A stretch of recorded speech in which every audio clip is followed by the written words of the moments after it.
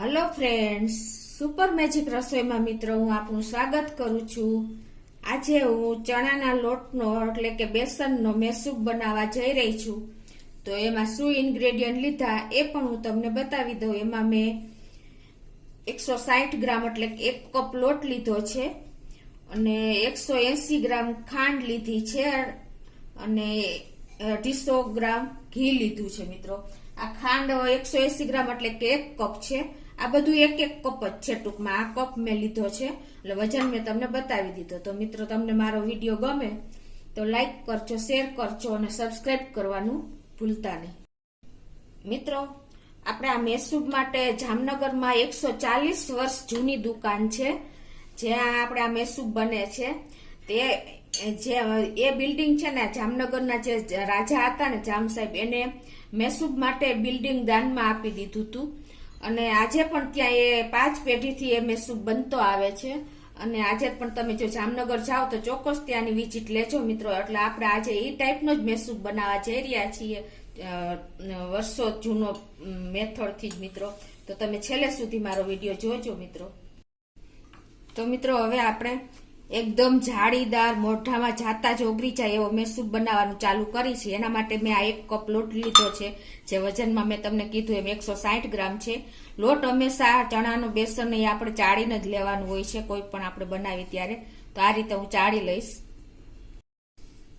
તો મિત્રો જો આ રીતે લોટ ચાળી લેવાનો અને આ જે આપણે કાંઈ પણ કચરો નીકળો હોય એ લઈ લેવાનો, એટલે આપણો લોટ એકદમ સરસ ચડાઈ જાય ને તો ફ્લફી લોટ જોઈએ એવું આપણી કન્સિસ્ટન્સી આવી જાય।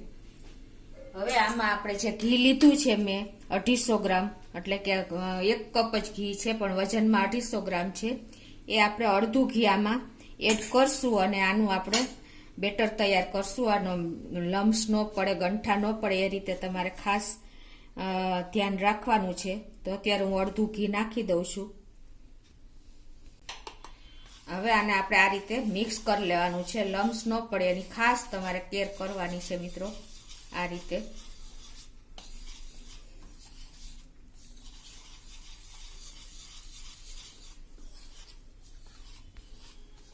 જો મિત્રો આ રીતે આપણે લોટ અને ઘીનું, ચણાના લોટનું મિશ્રણ તૈયાર કરી લેવાનું છે। તમે જોઈ શકો છો આ રીતે, આવી રીતે એકદમ લૂજ રહે। તમારે ઘીની જરૂર પડે તો 1 ચમચી જેવું વધારે નાખવાનું, લમ્સ ન પડે એનું ખાસ તમારે ધ્યાન રાખવાનું છે।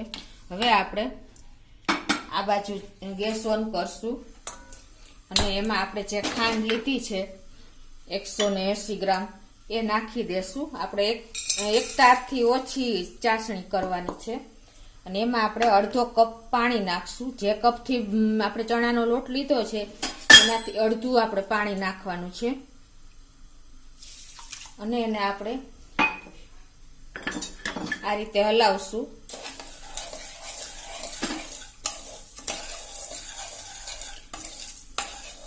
ટૂંકમાં કાચો 1 તાર આપણે ચાસણી કરવાની છે, પૂરો 1 તાર નથી કરવાની।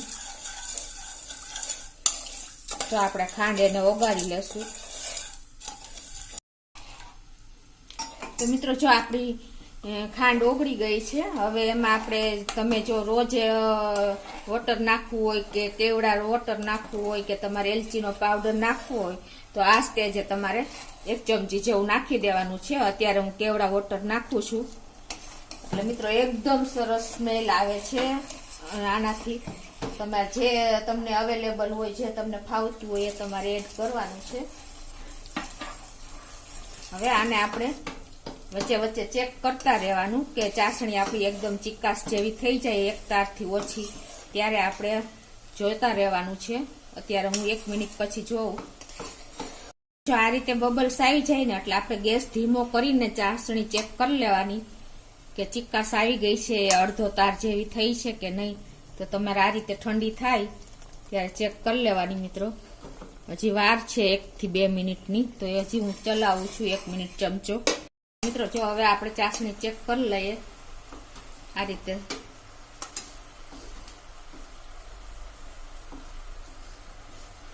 તમે જોઈ શકો છો હવે આપણે 1 તાર તૂટી જાય છે એટલે આપણે જે ચાસણી જોઈએ છે એ ટાઈપની થઈ ગઈ છે મિત્રો। આ રીતે તમારે તાર તૂટી જાય ને એ ટાઈપની કરવાની છે.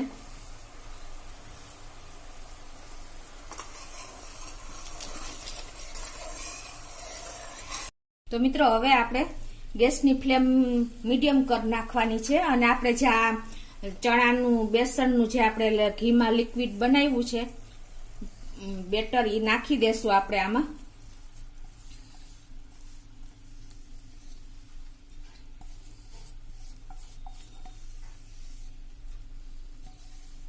અને એને આપણે આ રીતે મીડિયમ ફ્લેમ ઉપર મિક્સ કરીને હલાવશું ગેસ ઉપર જ.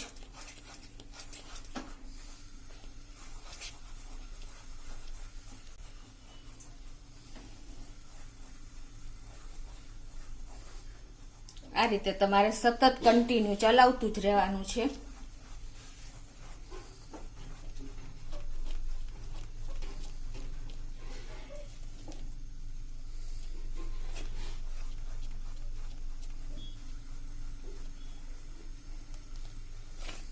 ગેસની ફ્લેમ ફૂલ નથી રાખવાની મિત્રો, અત્યારે મીડિયમ જ રાખવાની છે. તમે ખાસ આ નોટ કરજો અને આ રીતે સતત તમે ચલાવતા રહેજો.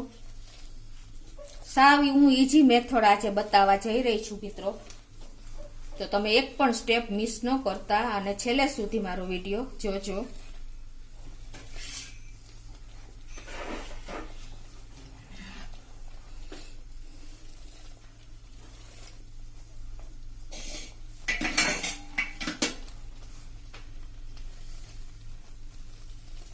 આ રીતે કરવાથી મિત્રો આપણે ચાસણી અને લોટમાં સરસ લોટ આપણો પાકી જશે. ઘણા લોકો એ રીતે કાચો જ કરે છે, પણ તમે જો આ સ્ટેપ લેશો ને મિત્રો તો તમારો લોટ એકદમ સરસ તૈયાર થઈ જશે. હવે જો આમાં બબલ્સ આવ્યા છે ને મિત્રો લોટમાં, આ સ્ટેજે આપણે થોડુંક ઘી જે આપણે ગરમ કરેલું રાખ્યું છે ઓગારેલું એ નાખશું અડધું, અને ચમચો સતત આપણે ચાલુ જ રાખશું હલાવવાનો.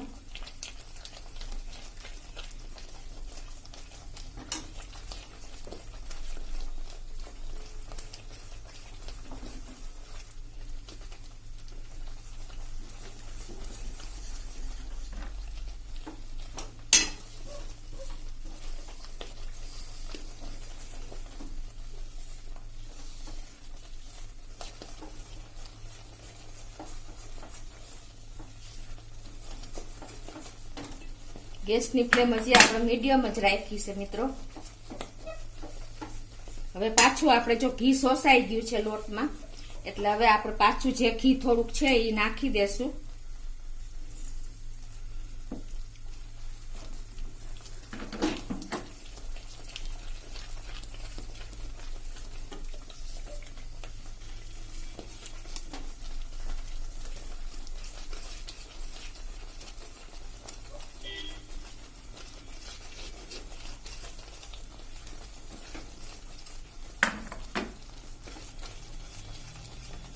તમે જોઈ શકો છો મિત્રો, જો ફરતી આપણે જારી માંડી છે આવવા, તો આ રીતે તમારે કન્ટિન્યુ ચલાવતા જ રહેવાનું છે.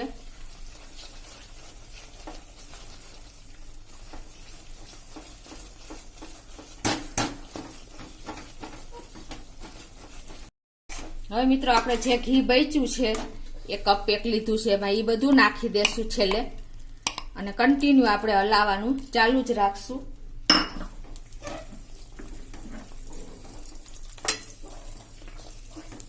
ગેસની ફ્લેમ મીડિયમ જ રાખી છે મિત્રો.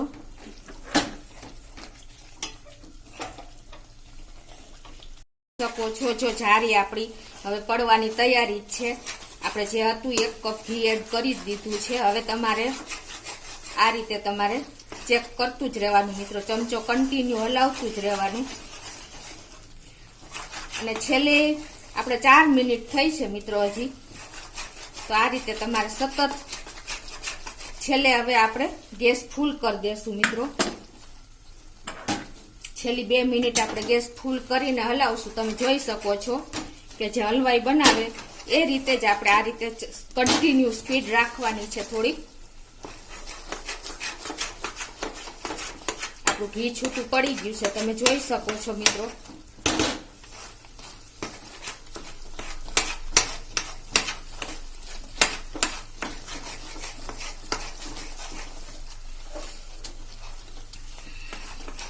મિત્રો ઘી છૂટું પડે ને એટલે આપણે મેસૂબ રેડી થઈ ગયો એમ સમજવાનું છે. તમે જોઈ શકો છો કેટલી અત્યારે જારી તમને મોબાઈલ દેખાતી જશે.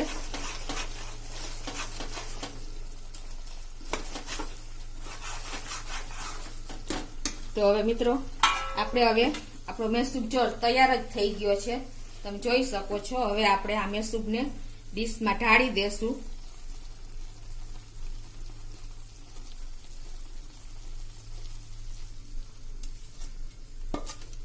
મિત્રો આ તમારે સ્પીડમાં કામ કરવાનું છે, તમે જોઈ શકો છો.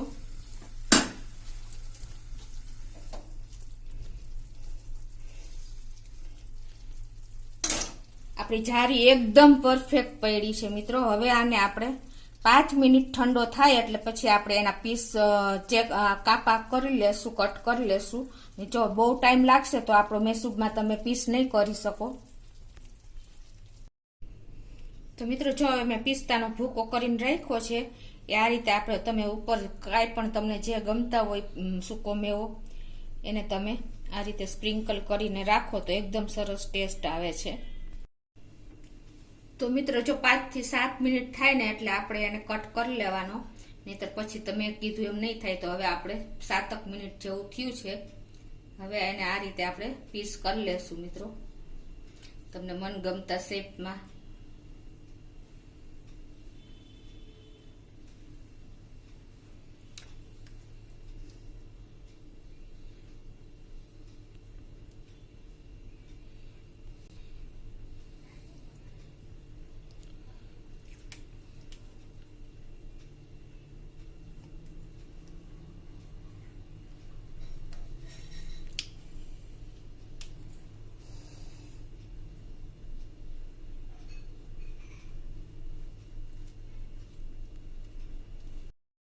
તો મિત્રો જો મેં ઇમ્પ્રેશન આપી દીધી છે. તો હવે આપણે એને 30 મિનિટ સુધી હજી ઠંડુ થવા દેશું અને પછી આપણે એને પીસ કાઢશું. તો મિત્રો જો આપણે 30 મિનિટ થઈ ગઈ છે અને થોડો સતપ છે, હજી ઠંડો સાવ નથી થયો. અને મેં જ્યારે આ મેસૂબ ડીશમાં નાખ્યો ને ત્યારે મેં એને ગ્રીસ કરીને તૈયાર જ રાખી હતી. તમારી પાસે બટર પેપર હોય તો તમે એ રીતે પણ સેટ કરી શકો છો. તો હવે આને આપણે અનમોલ્ડ કરી લેશું.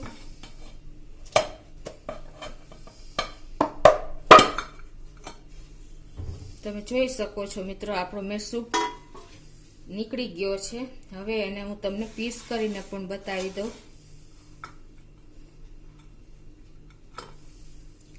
તમે જોઈ શકો છો એના એકદમ સરસ સીધા પીસ પડી જ જાય મેસૂબના, એમાં તો નો ડાઉટ જ.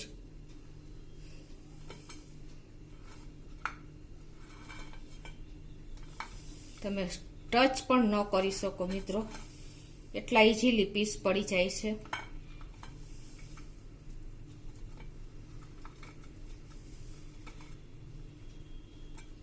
હજી ગરમ છે મિત્રો, પણ મેં તમને વિડીયામાં બતાવવા માટે ઉતાવળ કરી છે.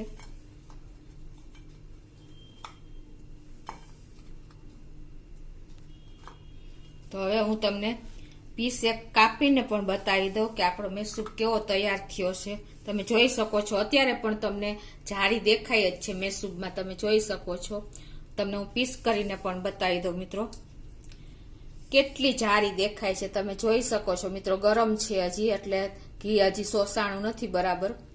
મિત્રો જો આપણે જારી તો પડી જ છે, પણ 3 કલર પણ દેખાય છે તમને મેસૂબમાં. વચ્ચે બ્રાઉન, ઉપર નીચે એકદમ લાઇટ યેલો. જો તમે જોઈ શકો છો બે સાઈડના કલર સરખા છે, વચ્ચે એકદમ બ્રાઉન કલર આવી ગયો છે. એટલે 3 કલરનો મેસૂબ આપણો રેડી છે. તમે એકદમ પરફેક્ટ જારીદાર મોઢામાં જાતા ઉગરી જાય ને એવો મિત્રો મેસૂબ બન્યો છે. તો તમે આ એક પણ સ્ટેપ સ્કીપ ન કરતા ને આ રીતે જ જો બનાવજો તો તમને મને કોમેન્ટમાં જણાવજો કે આપણો મેસૂબ કેવો બન્યો છે મિત્રો. અને તમને મારો વિડીયો ગમે તો લાઈક કરજો, શેર કરજો અને સબસ્ક્રાઇબ કરવાનું ભૂલતા નહીં.